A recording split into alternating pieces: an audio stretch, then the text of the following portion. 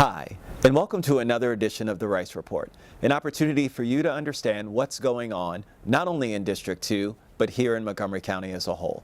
I want to talk to you about our last passed budget. So with that, all those in favor, please raise your hand. It was a great opportunity for us to again prioritize education, focus on health and human services, continue to build our transportation infrastructure, and continue to make sure that we're protecting our environment.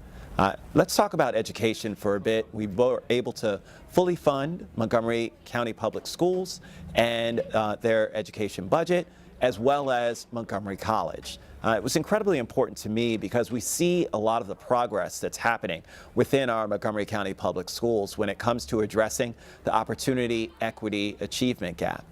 It really is great to support existing programs that we know are doing a great job, like Excel Beyond the Bell, an opportunity for us to really look at our linkages to learning programs and also expand some of our schools into the summer for some of our most at-risk students.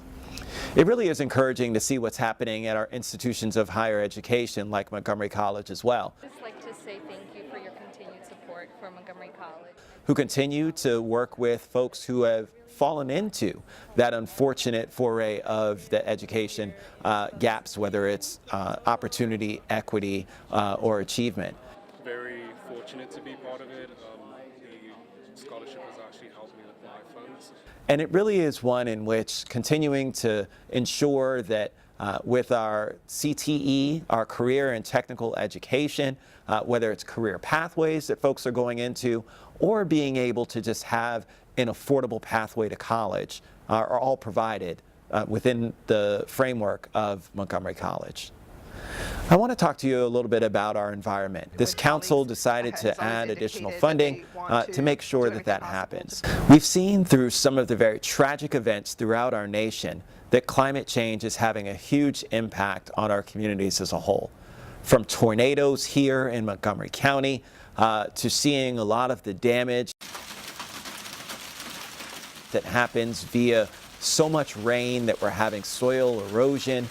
These are all things that we need to make sure that we're investing in trying to turn back the clock to make sure that we have a more sustainable environment and community as a whole.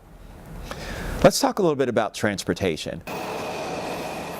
Transportation, of course, encompasses everything from our roads to mass transit.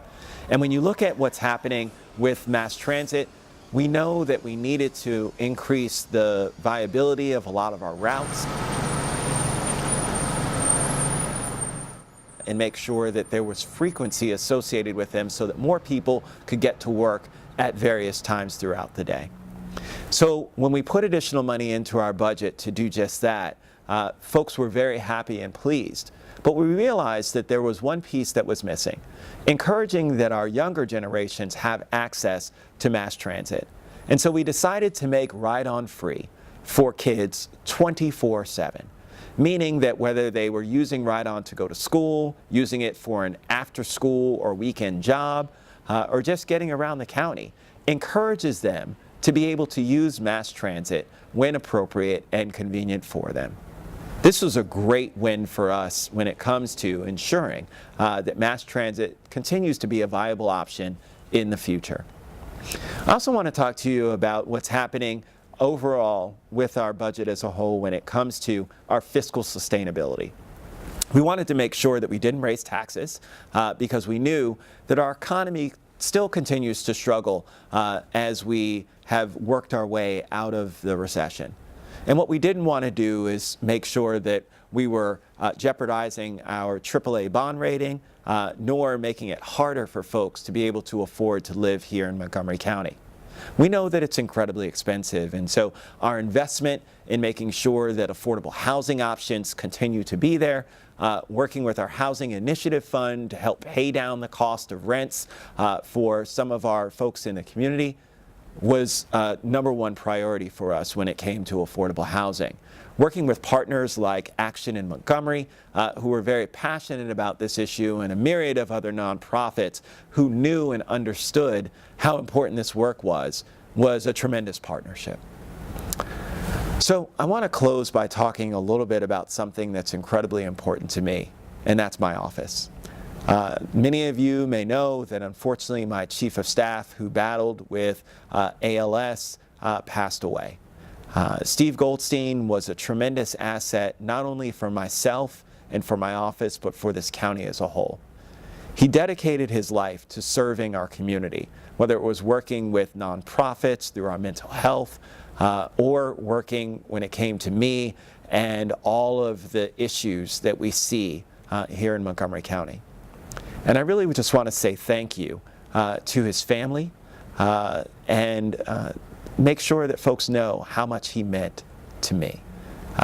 He was a tremendous force, a guiding force for me in terms of helping to shape who I am as an elected official. It's something that certainly will last with me forever. And so I want to close out this in memory of Steve Goldstein, a man who dedicated himself not only to me, but to Montgomery County.